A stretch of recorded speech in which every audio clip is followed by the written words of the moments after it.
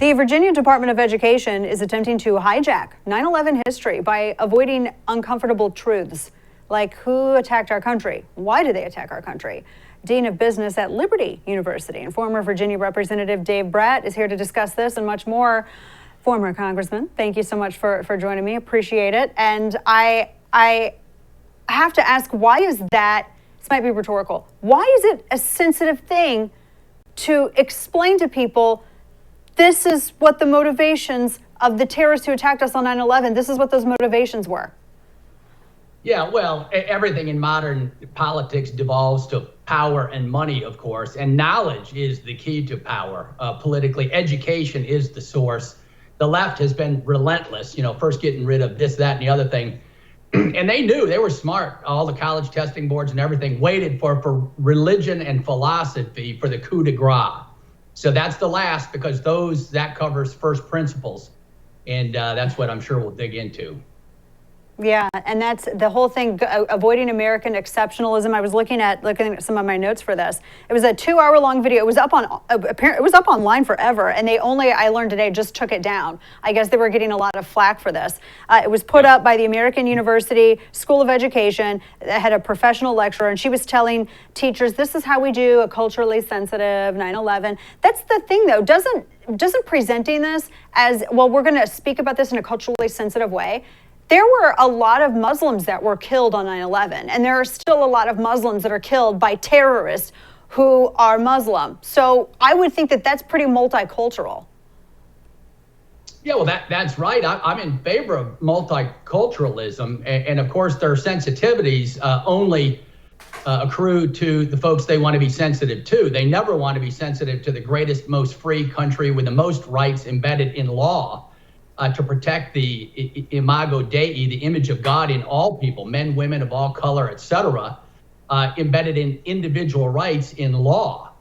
And so, going way back, this cultural sensitivity, the Islamic scholars, they had great scholars, the Aristotelian scholars back in the 12th and 13th century, who we could all, Jews, Christians, Muslims, were all talking together using Aristotle as the common denominator. Of course, he's out. And Islam has never gone through the Reformation or the Enlightenment. They don't have a Jefferson or a Madison, and they don't have a constitution which protects everyone individually with rights. Now, you make a good point. They may have had a Jefferson or a Luther or a Madison or somebody, I don't know. They may have had somebody like that, but they probably killed him. They probably dangled him from a Black Hawk, or, who knows what, hung him from a bridge. It's quite possible.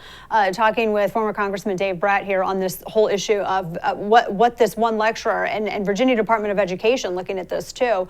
You were mentioning first principles, and this is one of the things that's always in the back of my mind when I see these, because we're going through in our American culture, we're going through what China did with the Maoist Cultural Revolution. So all of these former iconic things, everything has to be torn down. All of these pillars of freedom, everything that defined America as America, e pluribus unum, our identifying factor being liberty, not religion or ethnic identity or anything else, but do you want to be free, yes or no? All of that is being just deconstructed to be rebuilt into probably something a little bit closer to Maoist vision.